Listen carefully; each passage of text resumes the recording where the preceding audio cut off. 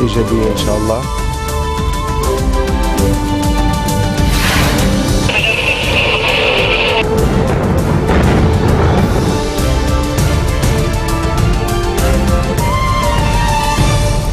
The last day of 2015. Good afternoon to all our viewers. You're watching the English newscast. I'm Yumna Naufal, and these are today's headlines. Casualties by explosions in 3 restaurants in northeastern Syria. A monitoring group says in attacks claimed by the Islamic State group. Global New Year's Eve festivities have begun under tightened security, with Brussels scrapping celebrations as fears of jihadist threats cast a pall just weeks after brutal attacks in Paris. And amidst an incoming storm, Lebanon preps for a new year, wishing for calm and peace in the region after a year of political turbulence. Thank you to our viewers who are tuning in. At least 16 people were killed today and 30 wounded by explosions in 3 restaurants in the northeastern part of Syria, according to a monitoring group who said that the attacks were claimed by the Islamic State. At least one of the blasts in the city of Kamishli was caused by a suicide bomber, the Britain-based Syrian Observatory for Human Rights said. News agency Amaq, which supports the Islamic State group, says the group has claimed responsibility for the attacks on the city, which lies near the border with Turkey and close to Iraq. Syrian troops and seasoned Kurdish fighters have coordinated on security in Hasakeh province, where ISIS have tried to advance. According to the observatory, all 3 of the restaurant explosions happened in a zone controlled by regime forces. In the United States, comedian Bill Cosby was charged with sexually assaulting a woman in 2004 after plying her with drugs and alcohol, marking the first criminal case against a once beloved performer whose father figure persona was already left tattered by dozens of misconduct allegations.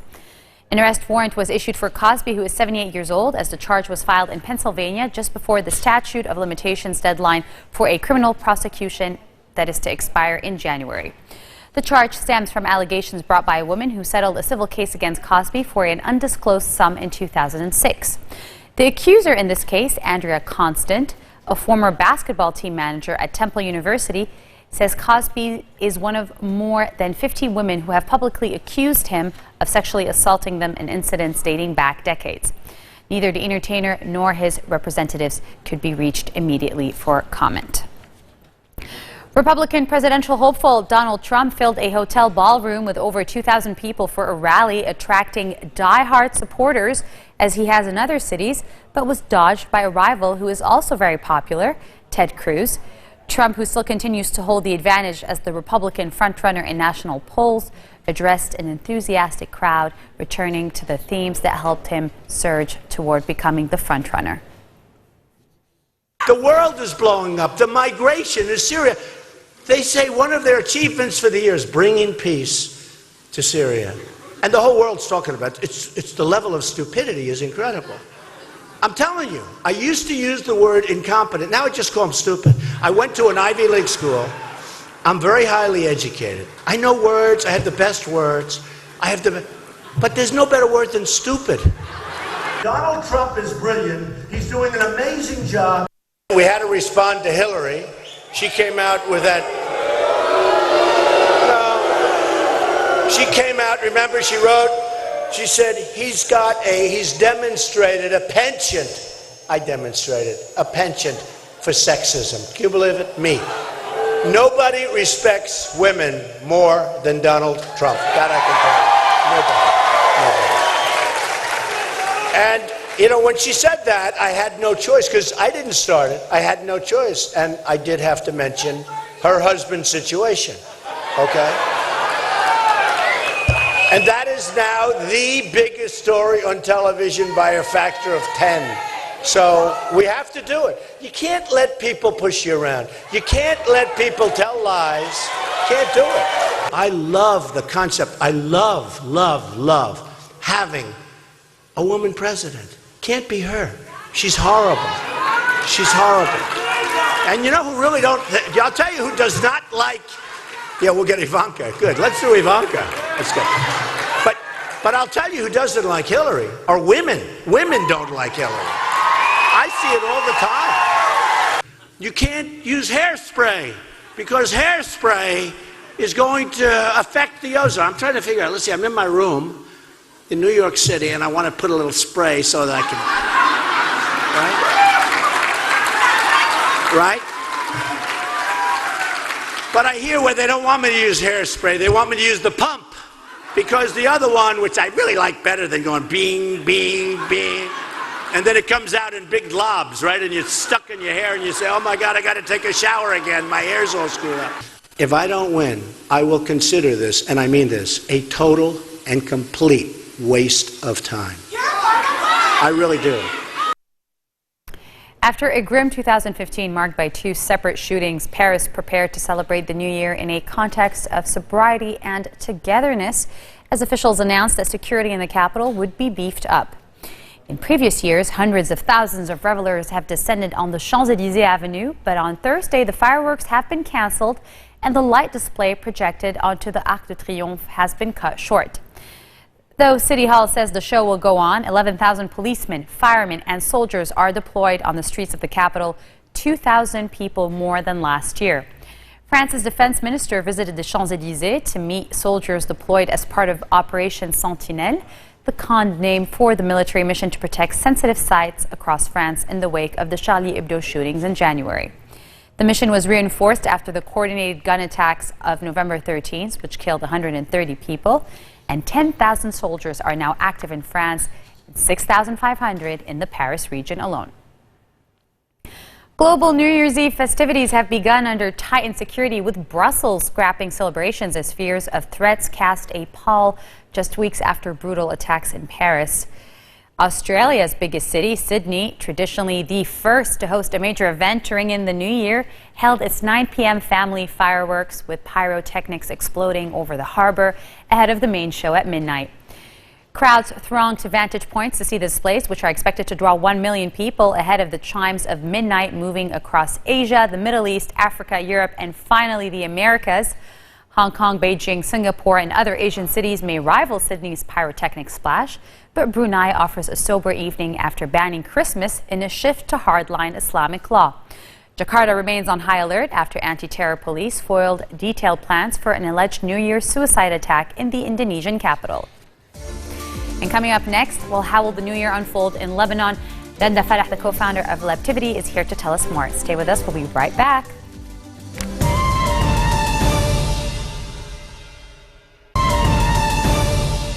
Welcome back. You're watching the 420 o'clock news here on Future Television.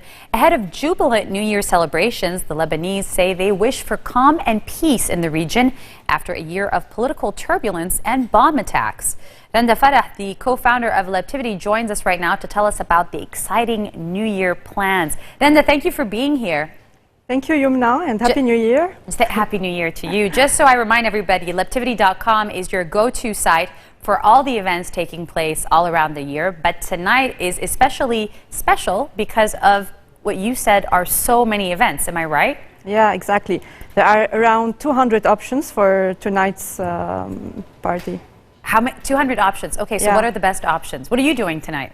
Tonight I'm going to a house party, but this is like something else. Okay, so what are the big events today? Tell us a little bit about there's them. a lot of options. It depends on the different tastes. So mostly all the hotels, all the pubs and restaurants are doing something like a special event with animation, people singing live. So there are a lot of options for all tastes and all ages. So, as well. We were also talking about the price ranges, because people always complain that the prices are too high for a lot of these events, but you said that Lebtivity, you can go and it will give you, there are some free options as well, right? Yeah, very little free options, very few, but you can find like some pubs who did based on first come, first served and no minimum charge, so you can find some of these on Lebtivity. So what are the price ranges? They range from? Like mostly it's between $80 up to $400, so you can find everything really. Okay. Yeah. This was, for a lot of people, I was talking to one of our friends the other day, and they said that this was a very difficult year for so many different reasons, the waste management crisis being one of the worst reasons, political turmoil, political instability, of course, the bombing in Brajne, which had a huge impact. But events-wise, and in terms of Lebanese attending events and creating events, you told me that this was actually a positive year. Can you tell our viewers why? Well, in fact, we noticed from the events on the website that mostly there was a lot of events happening, a lot of openings, a lot of cultural events. So for us, like based on what we saw, it was a positive year.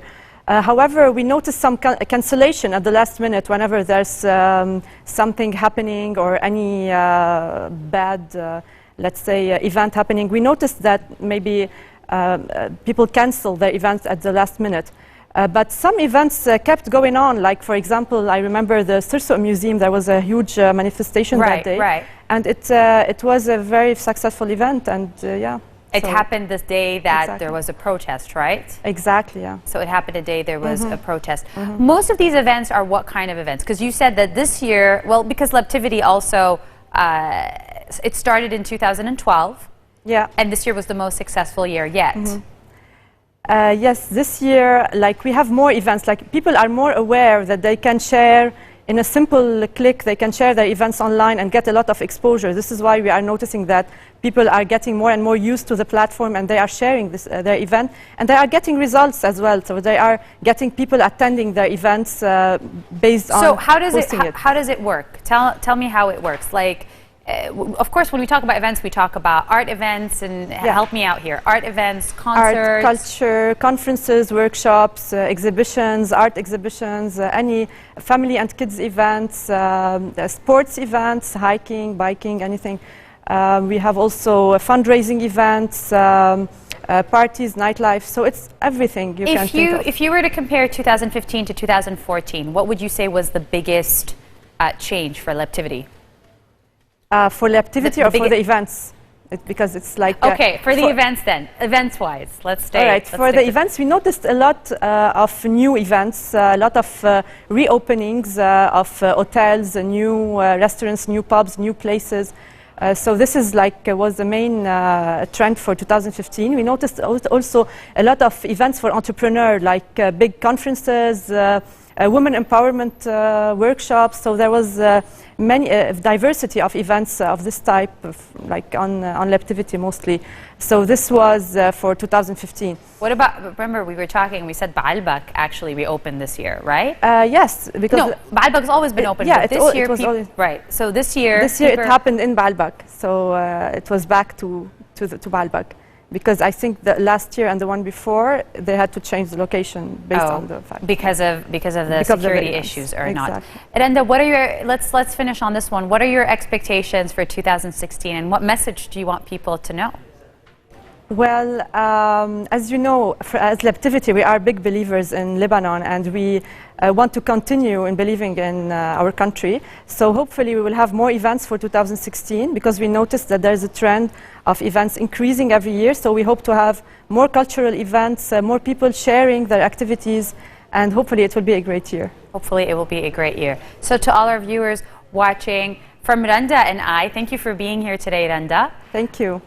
We wish you a happy New Year 2016. And on that note, I'm going to remind you of our headlines. Casualties by explosions in 3 restaurants in northeastern Syria are attacks claimed by the Islamic State. Global New Year's Eve festivities begin in Australia. Under tightened security, Brussels scrapes celebrations as fears of threats cast a pall just weeks after brutal in Paris. And amidst an incoming storm, Lebanon preps for a new year, wishing for calm and peace in the region after a year of political turbulence. So we're closing 2015, wishing all our viewers and everybody in the Middle East and abroad a happy and healthy and prosperous 2016. I'm Yumna Naufal signing off. Have a good one.